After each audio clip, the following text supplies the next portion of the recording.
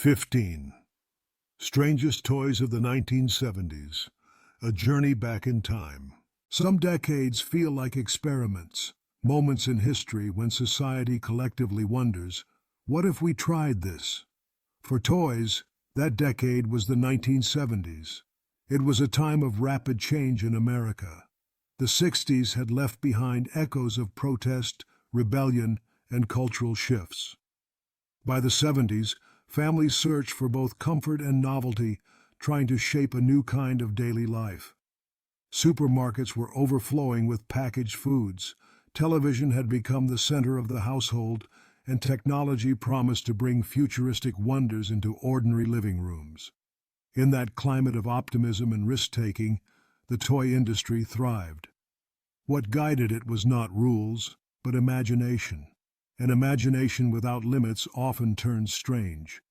The toy aisles of the 1970s were both magical and unsettling. Children dashed between rows of brightly colored boxes filled with plastic creations. Dolls smiled from behind glassy eyes. Robots stood armed with spring-loaded weapons. Miniature ovens produced sizzling sounds with real heat. Odd hybrids of animals and machines promised new kinds of adventures. Every package seemed to hold a miracle waiting to be unwrapped. Yet hidden beneath the cellophane was an uneasy truth. Many of these toys were bizarre, risky, and sometimes frightening. This was the decade when a doll's cheerful giggle could sink into a haunting cackle as the batteries ran low. It was the decade when chemicals in tubes were sold as bubble toys, and children inhaled the fumes while creating rainbow spheres. It was the decade when a plastic cow with rubber udders invited children to play at farming, only to become a moldy science experiment within days.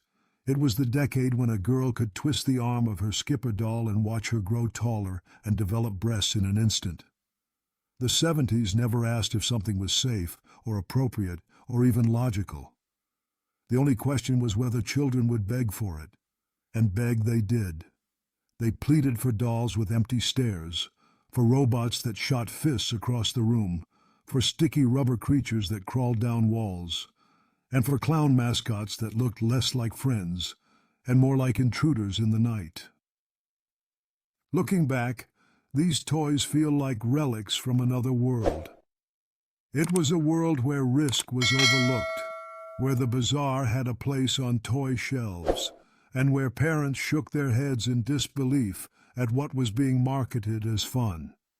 Yet for those who grew up then, these toys are unforgettable. They created stories, sometimes hilarious, sometimes chilling, but always memorable. That was the essence of childhood in the 70s. Even when toys seemed unsettling or dangerous, they sparked imagination.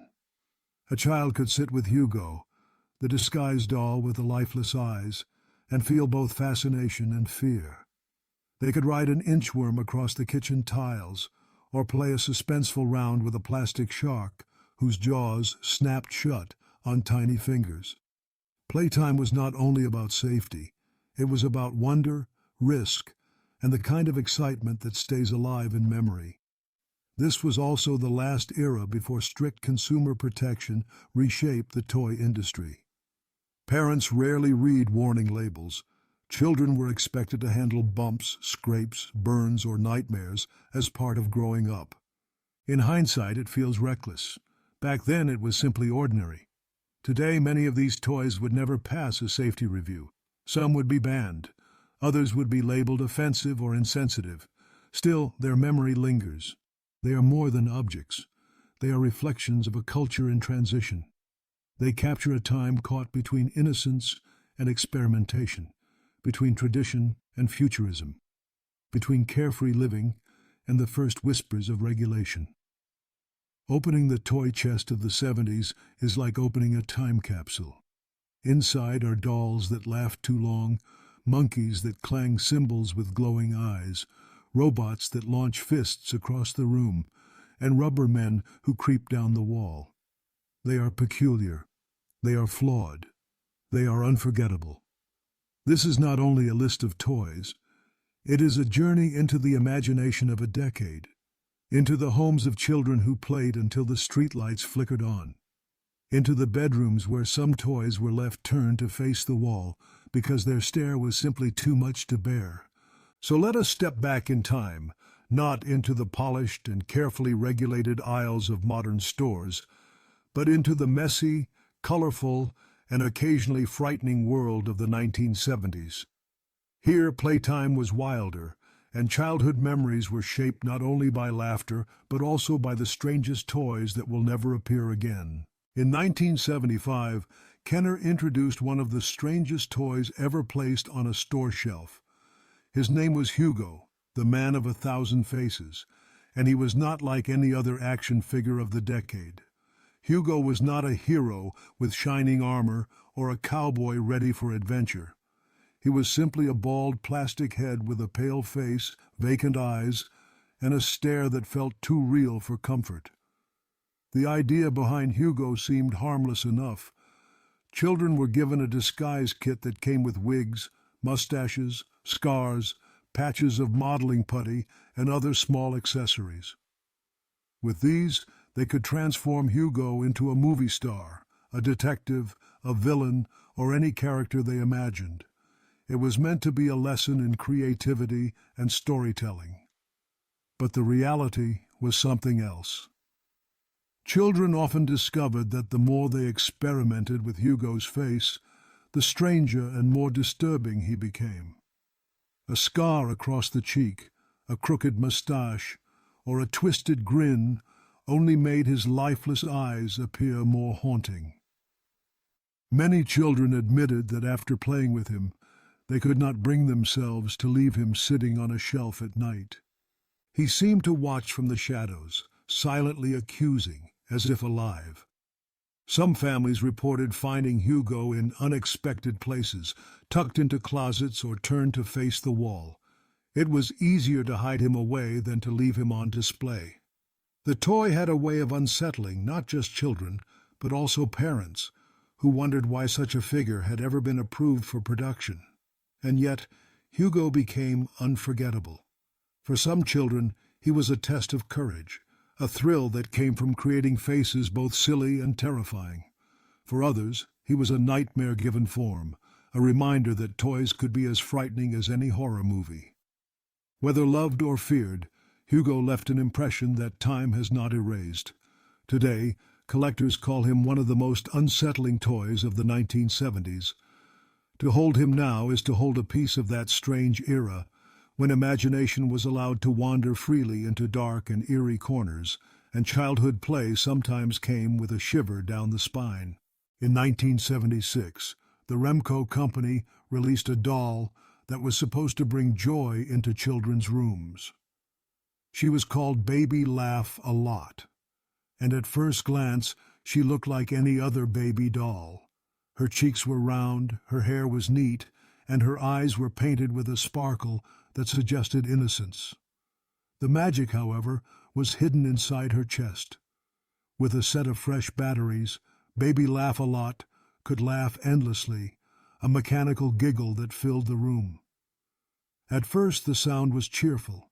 Children gathered around, pressing the button to hear her tiny voice erupt into laughter again and again. For a moment, it felt like the doll was alive, sharing in the fun. But as the batteries began to weaken, something strange happened. The cheerful giggle slowed, deepened, and stretched into a sound that no longer belonged to a child. It became eerie, as if the doll was laughing at some secret joke in the dark. Parents soon noticed that children who had once begged for Baby Laugh-A-Lot began refusing to keep her near the bed. Some insisted on moving her to another room. A few even claimed that they could hear her faint laughter at night when no one had touched her. The mechanical voice, distorted by failing batteries, became the soundtrack to many uneasy evenings. Her appearance did not help matters. Although marketed as adorable, her stiff smile and glassy eyes gave her a look that was less comforting than intended. To leave her at the foot of the bed was to invite the possibility of waking in the night to her frozen stare. For many families, the laughter that was supposed to be playful, instead, became unsettling.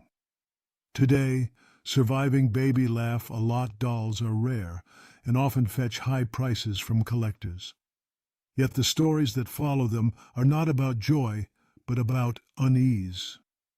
To remember baby laugh-a-lot is to remember the strange boundary between toys that comfort and toys that disturb. In the world of 1970s playrooms, even laughter could turn into a haunting sound that lingered long after the batteries died. Among the many toys that unsettled children in the 1970s, few are remembered with more shivers than Jolly Chimp. At first glance, it seems simple enough: a mechanical monkey dressed in a colorful vest holding a pair of brass cymbals. With the turn of the key or the push of a button, Jolly Chimp would spring to life, clapping the cymbals together with a metallic crash. But there was something in his design that made him unforgettable, and not in a comforting way. His eyes glowed red as he moved, bulging in a way that seemed almost angry. His teeth were bared in a wide grin, the kind of smile that never softened and never looked friendly. As his cymbals clanged together, the sound filled the room with a harsh rhythm that could not be ignored.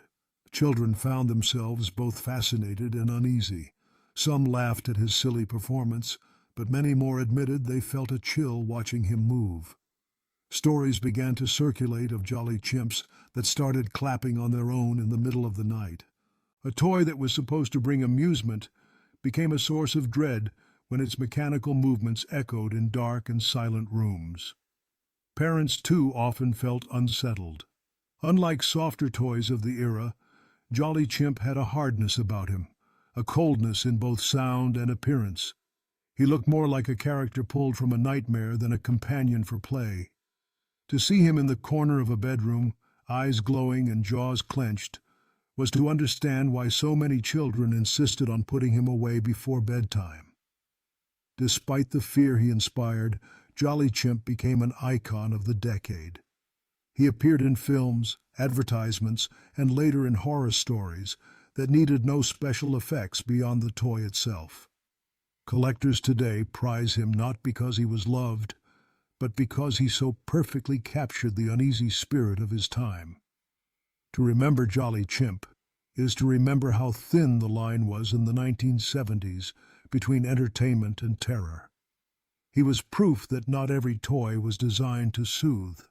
Some, like the grinning monkey with his relentless cymbals, seemed made to remind children that even play could carry a hint of menace. Not every toy of the 1970s tried to be frightening, but some ended up that way all the same. The Skinny Bones family is a perfect example. On paper, the idea was innocent. A set of dolls designed to be thin and flexible, their joints rattling and clattering as they moved. Advertisements presented them as a fun alternative to the glamorous fashion dolls of the time. They were meant to be silly, quirky companions, closer to stick figures brought to life than to movie stars. Yet when children unwrapped them, the effect was not charming. The Skinny Bones family looked fragile and unsettling, their spindly limbs bending in odd ways, their heads slightly too large for their bodies. They moved awkwardly, with joints that clicked as though their bones were loose inside. Instead of being warm and inviting, they gave the impression of a group of skeletons dressed up and pretending to be a family. Parents often wondered who thought such a design was suitable for children.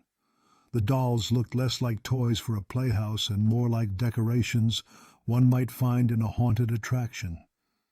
Even their packaging struggled to present them as joyful. There was something about their empty smiles that suggested a joke no one else understood.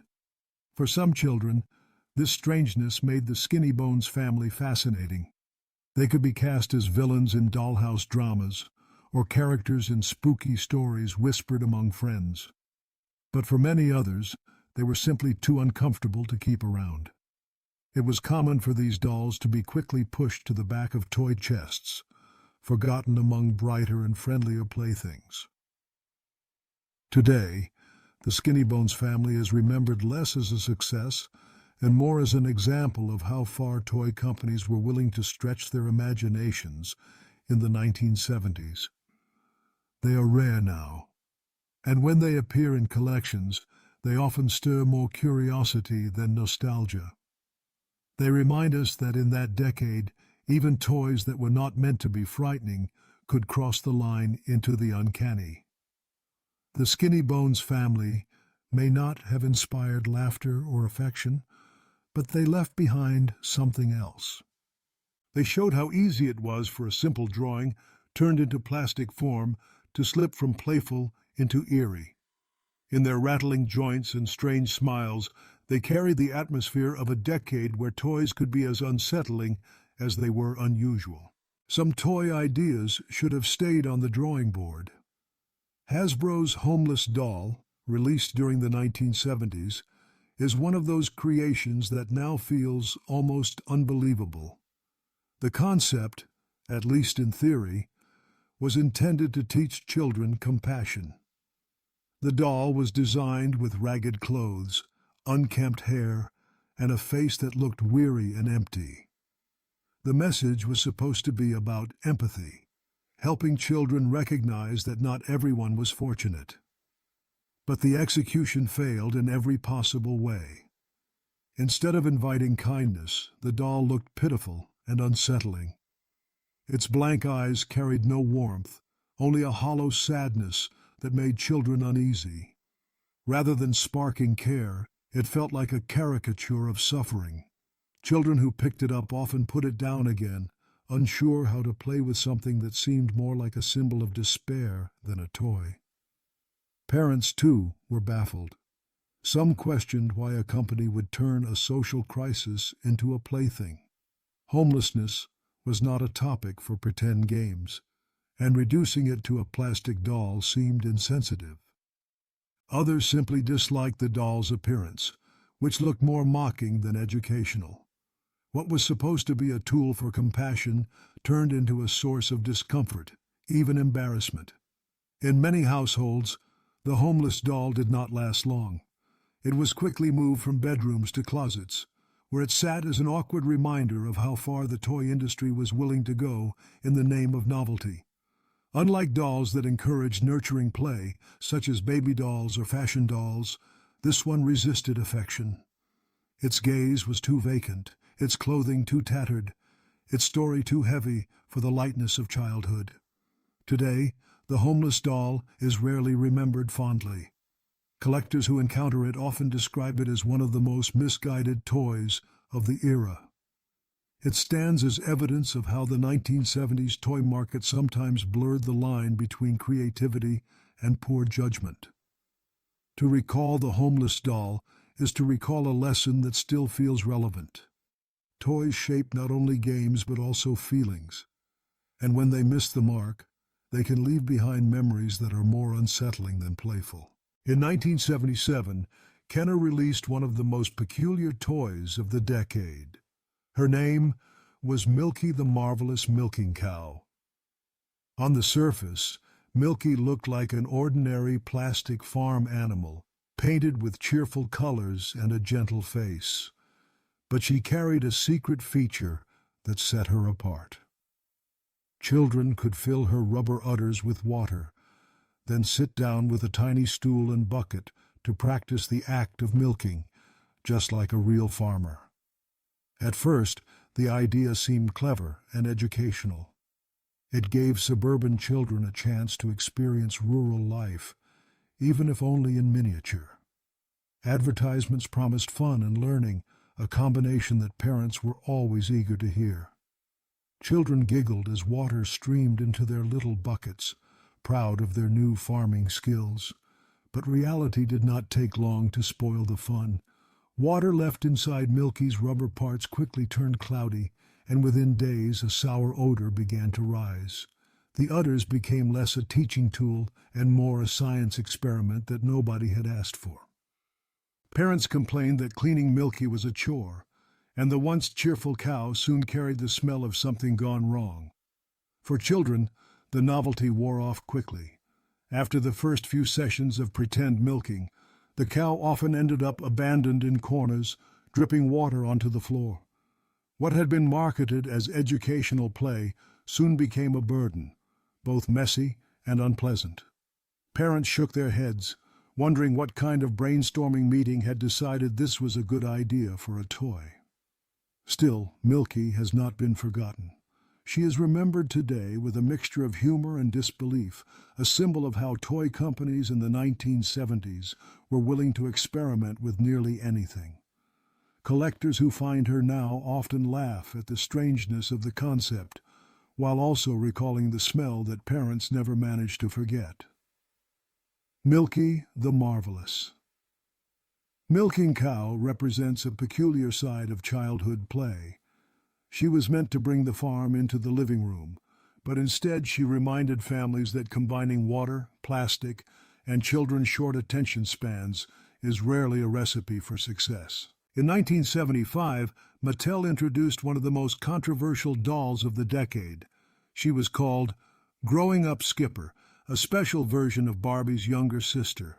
At first, she looked like any other fashion doll, with her bright clothes and cheerful smile. But Skipper carried a secret feature that shocked many parents and fascinated just as many children. By rotating her arm, Skipper could change before your eyes. With a click of the mechanism inside, she would grow taller and her chest would expand, transforming her instantly from a young girl into a teenager. It was a mechanical version of puberty, condensed into a few seconds of plastic magic. For children, the novelty was hard to resist. Many laughed at the strange transformation, twisting her arm again and again just to watch the change happen. It felt like a magic trick, a doll that could become someone else in the span of a moment. But for parents, the effect was less amusing. The sight of a doll developing breasts with the twist of an arm felt unsettling, even inappropriate. The toy was released at a time when the feminist movement was gaining strength and conversations about body image were beginning to shift. Against that backdrop, Growing Up Skipper seemed tone-deaf. Instead of encouraging healthy ideas about growth and self-esteem, it reduced an important part of life to a gimmick for playtime. Advertisements cheerfully proclaimed, "Now she's growing up just like you," as if instant puberty were something to celebrate. Reactions were mixed. Some children loved the quirkiness of the feature, while others were confused by it. Many parents, however, quickly returned the doll to stores, uncomfortable with the message it seemed to send. For Mattel, it became one of the most awkward chapters in Barbie history, a reminder that not every experiment is destined for success.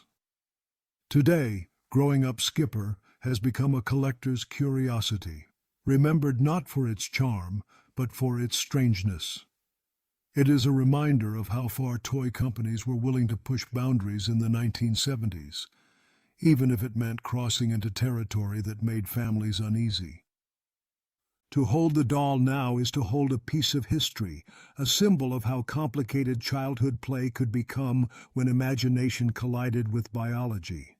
By the mid-1970s, the toy industry had discovered that bigger often meant better in the eyes of children. Few toys captured that idea more dramatically than the Shogun Warriors. Produced by Mattel, these towering robot figures stood nearly 2 feet tall.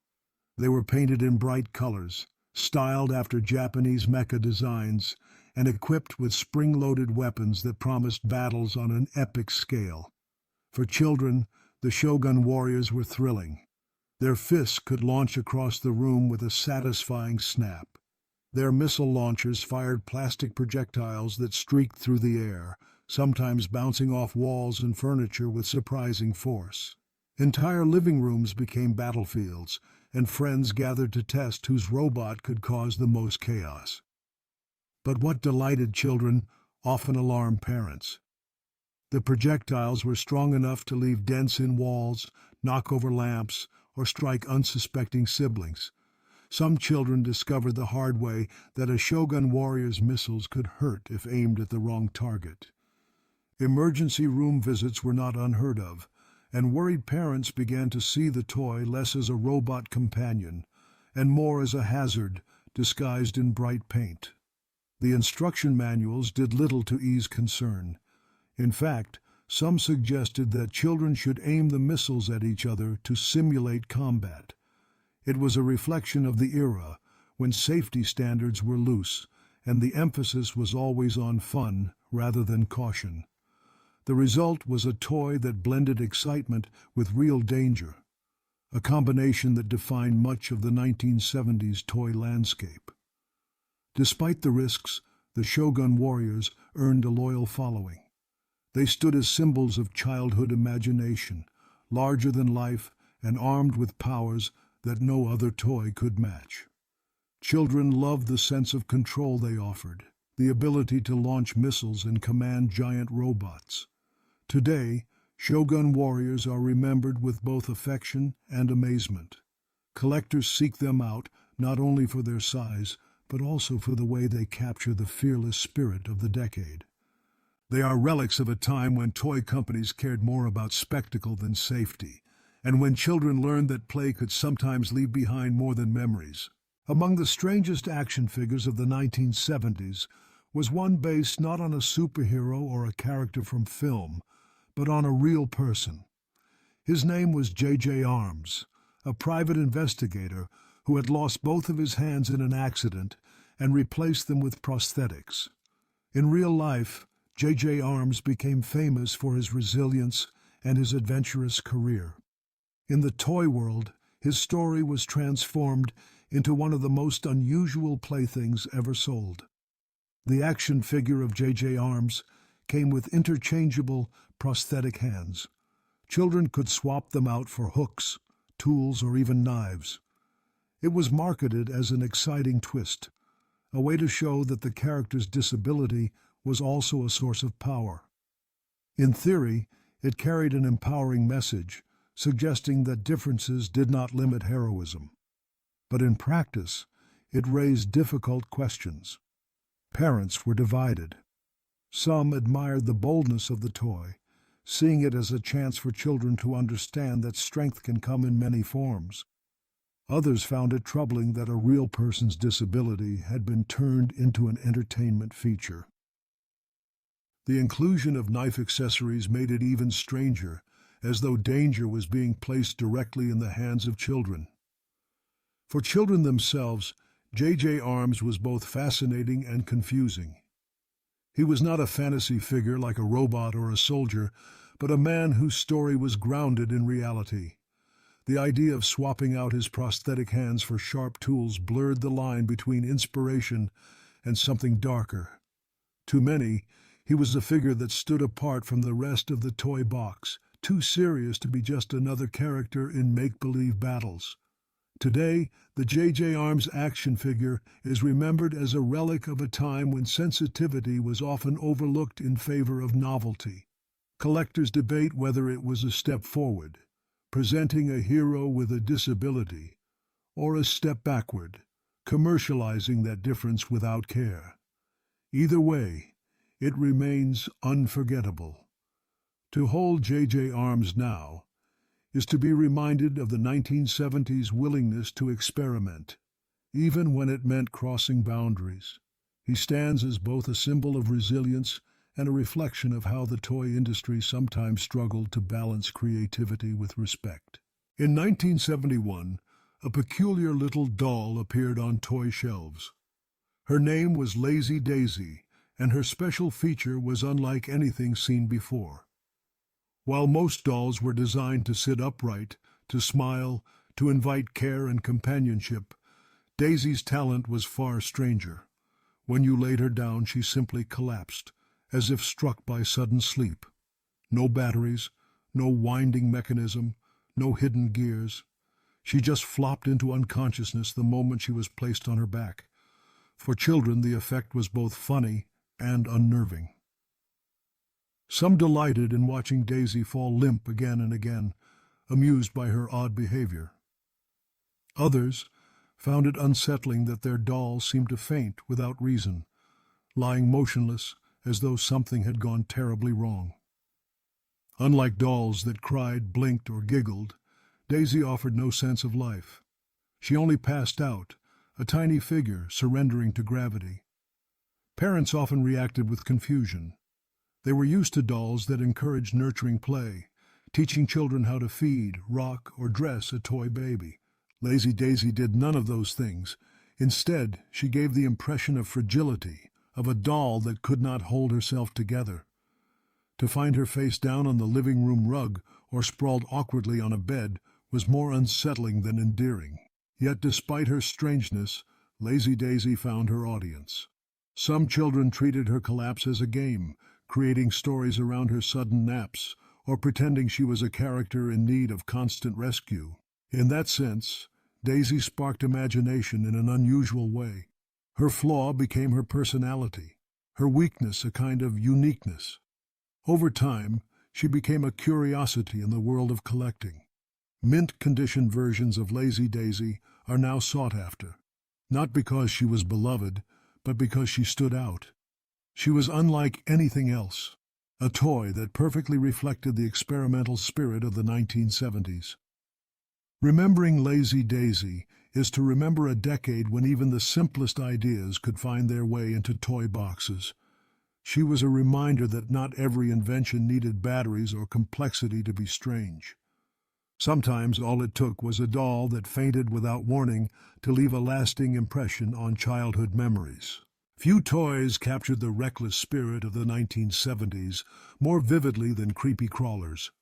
Produced by Mattel, the set invited children to become little scientists, mixing plastic goo, pouring it into metal molds, and heating it in a miniature oven. The result was a colorful army of insects, lizards, and other strange creatures that sizzled into shape right in the family kitchen. For children, it felt like magic. They squeezed the special liquid into molds, slid the tray into the tiny oven, and waited for the hiss and crackle of plastic hardening. When the molds were opened, creatures emerged with glossy wings or rubbery legs, ready to creep across the table. It was play mixed with creation, an intoxicating feeling of control that ordinary toys did not offer. But beneath the excitement was danger. The plastic gave off strong chemical fumes as it cooked, filling rooms with an acrid smell that stung the nose and eyes. The metal molds grew hot enough to burn, and many children discovered the Creepy Crawlers logo branded into their fingers after a careless touch. Parents worried, but the toy was marketed with such confidence that safety seemed like an afterthought. The strangeness of Creepy Crawlers was not only in its design, but in what it revealed about the decade. In the 1970s, creativity was often valued more than caution. The attitude seemed to be that a few burns or dizzy spells were a fair trade for the thrill of invention. Children were trusted to take risks, and toys like this made risk part of the fun. Over time, the toy became infamous. For some, it was a treasured memory of afternoons spent making an endless parade of rubber bugs. For others, it was remembered with the sharp sting of a burn or the lingering smell of melted plastic. Either way, Creepy Crawlers left a mark that no other toy of the era could match. Today, the toy is remembered with both nostalgia and disbelief. It remains a symbol of a time when play was allowed to cross into danger, when imagination and recklessness shared the same stage. Creepy Crawlers proved that in the 1970s, even science experiments could be sold in colorful boxes, waiting to turn kitchens into laboratories of plastic and fire. During the 1970s, a strange fascination swept across America. Ventriloquism, long a stage act, suddenly appeared on television shows and variety programs, and with it came a flood of ventriloquist dolls designed for children. These dolls were not soft or cuddly. They were figures with stiff fabric bodies, painted faces, and mouths that opened and closed with the pull of a string. For children eager to imitate what they had seen on TV, owning a ventriloquist doll seemed like a chance to bring the magic home. The dolls could speak, at least in the imagination, and many children practiced the art of throwing their voices late into the evening. Yet what looked fun on stage quickly turned eerie in the quiet of a bedroom. The doll's eyes were fixed, wide and unblinking, and their grins never changed. Even when silent, they seemed to be waiting for something. Parents soon noticed that these dolls did not age well in the household. Unlike teddy bears or dolls with gentle smiles, ventriloquist figures often ended up abandoned in closets or attics. Many were found years later, stuffed behind boxes or facing the wall, their painted faces still frozen in that unsettling half-smile. Families admitted that it was easier to hide them than to keep them in sight. Children, too, grew uneasy. The moving mouth that once seemed playful began to feel like something alive. To wake in the middle of the night and see a ventriloquist doll sitting in a chair, its head turned just so, was enough to plant memories that lasted a lifetime. More than one horror movie in later years used these dolls as props because they required no special effects. Their very presence carried its own chill. Collectors today treasure ventriloquist dolls for their rarity and for the role they played in popular culture. But they are remembered less as companions and more as curiosities, relics of a decade when entertainment often brushed against the edge of the unsettling. To recall the ventriloquist dolls of the 1970s is to remember a moment when toys seemed almost too alive, when the line between play and unease blurred, and when childhood imagination sometimes came with a shadow. By the 1970s, McDonald's had become more than a place to eat. It was a cultural force, and its mascot, Ronald McDonald, was everywhere.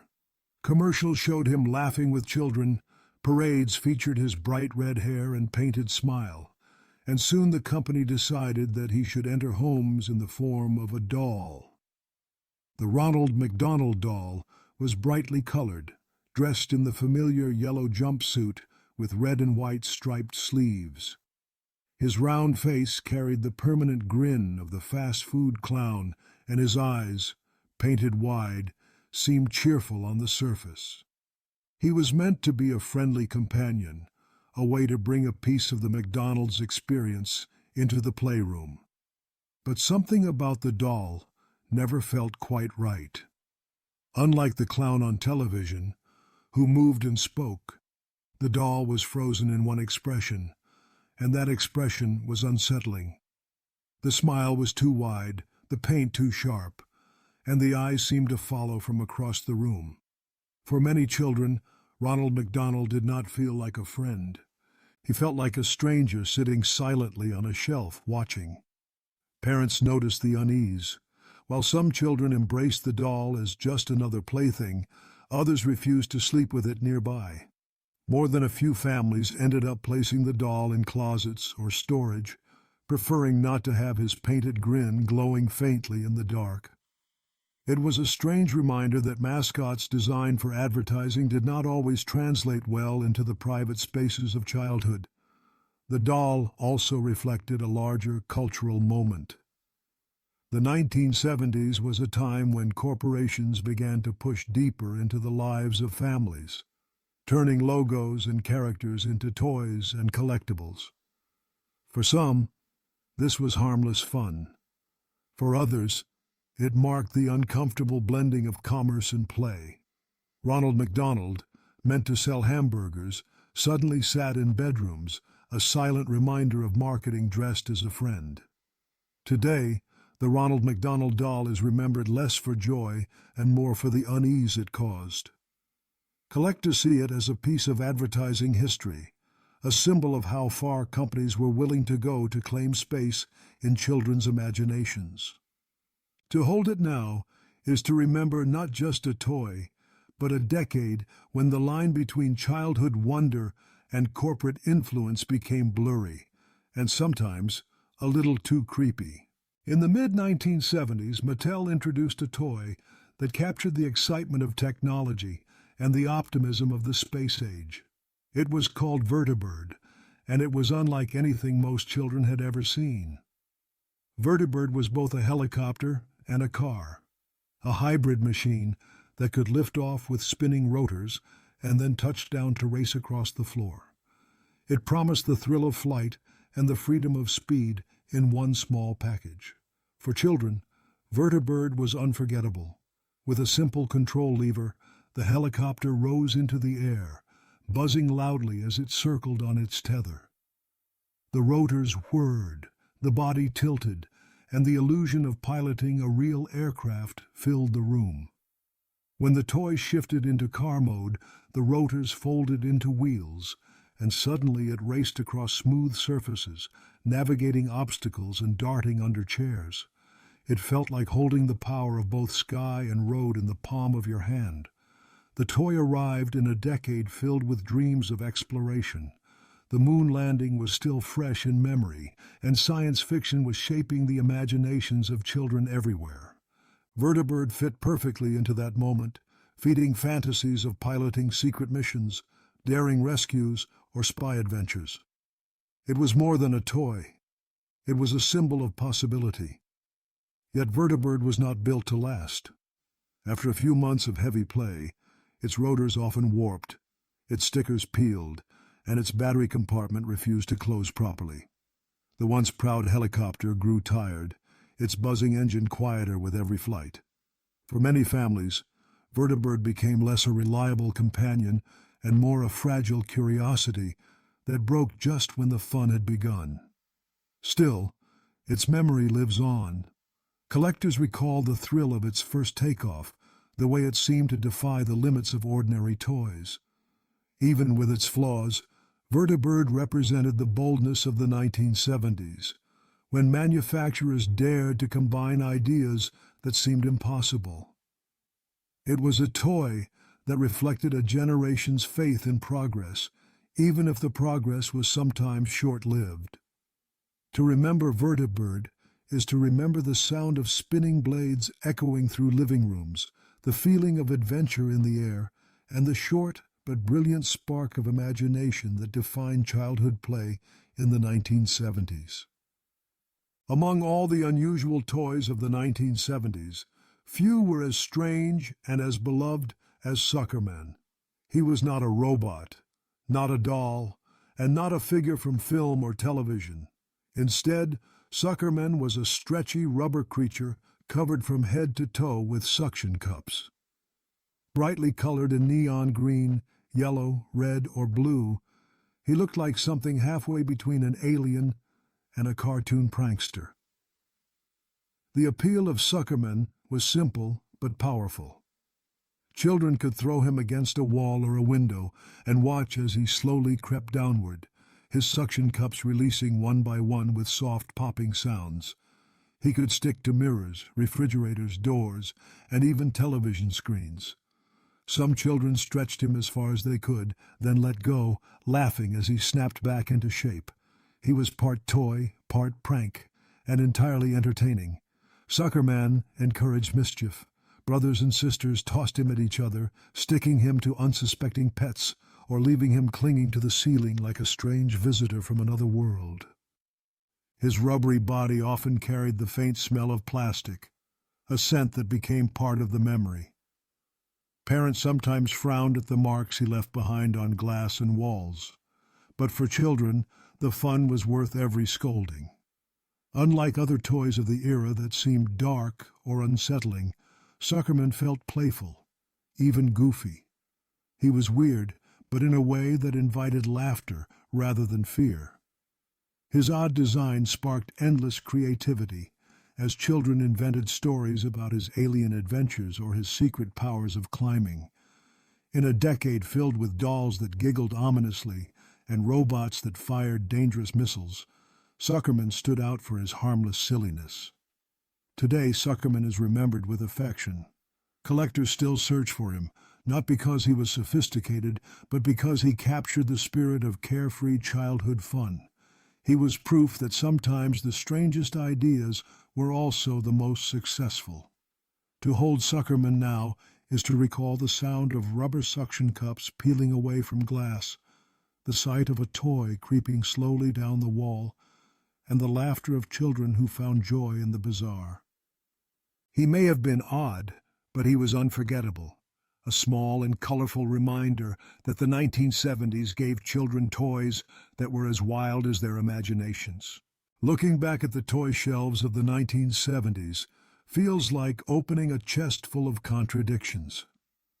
It was a decade when children were given dolls that fainted without reason, robots that fired missiles with dangerous force, and plastic creatures that smelled faintly of chemicals.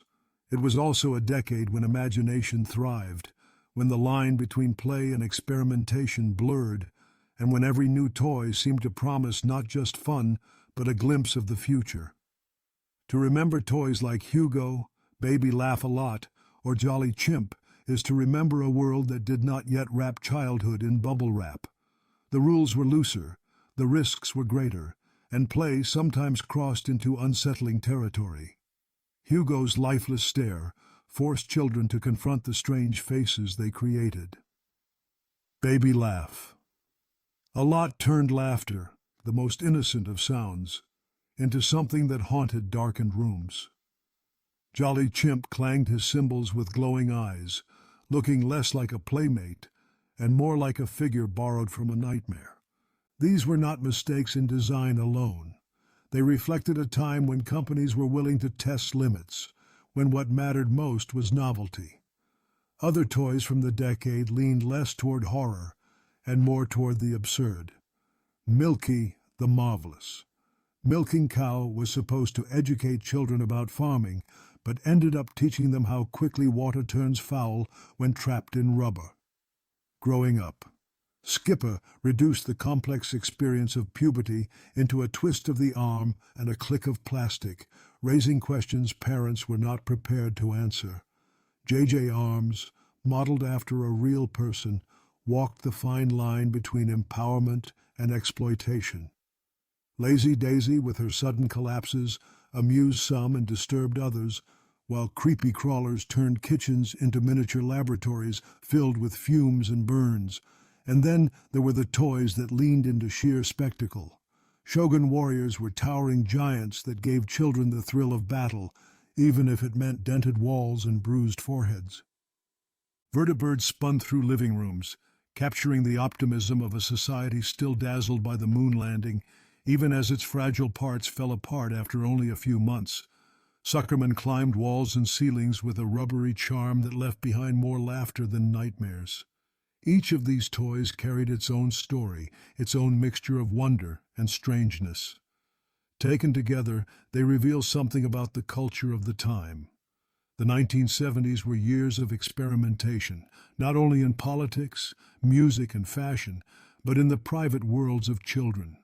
The toy industry mirrored the broader society. There was a belief that innovation mattered more than caution, that imagination mattered more than restraint. Safety standards were minimal, and sensitivity to issues like body image or social struggles was rarely considered. What mattered was that the toys were new, bold, and impossible to ignore. For children, this lack of boundaries was both thrilling and terrifying. Toys could be companions, but they could also be sources of fear. A ventriloquist doll might inspire a game of pretend one day, and then be shoved into the attic the next, because its glassy eyes had become unbearable. A Ronald McDonald doll might begin as a friendly mascot and end as a silent stranger in the corner of a bedroom. These experiences left marks, not only in toy chests, but in memory. Parents of the time often shook their heads in disbelief, but they also allowed these toys into their homes. Perhaps they trusted that childhood itself could absorb the strangeness. Perhaps they believed that children could handle risk better than we assume today. Or perhaps they were simply swept along by the power of advertising, which promised joy and excitement in every brightly colored box. Whatever the reason, these toys found their way into bedrooms, onto living room floors, and into the imaginations of millions of children. Looking back from today's perspective, it is easy to laugh at their absurdity. It is also easy to judge them as reckless, yet there is a certain charm in their imperfections. They remind us of a time when childhood was not carefully curated, when toys did not always follow scripts, when play could surprise, confuse, or even frighten. They remind us that growing up is not always about comfort. Sometimes it is about confronting the strange and making sense of it. Collectors now treasure these toys, not just for their rarity, but for the memories they carry. To hold Hugo is to remember the unease of being watched by your own creation. To squeeze Suckerman is to recall the sound of suction cups peeling away from glass. To see a Shogun warrior is to remember the power of holding something massive and slightly dangerous. These toys live on because they represent a childhood that was not perfect, but vivid. The 1970s have passed, and with them, the freedom that allowed such toys to exist. Modern shelves are safer, cleaner, and carefully regulated. Today's toys blink, sing, and connect to apps, but they rarely risk being too strange. Parents demand assurances, and companies avoid controversy. Childhood play is safer, yet perhaps less mysterious. What we gained in safety, we may have lost in the unforgettable oddities that once filled our rooms with laughter, fear, and wonder. In the end, the strangest toys of the 1970s remind us that childhood is not only about comfort, it is about discovery. Sometimes that discovery is joyful, sometimes unsettling, but always powerful enough to last a lifetime.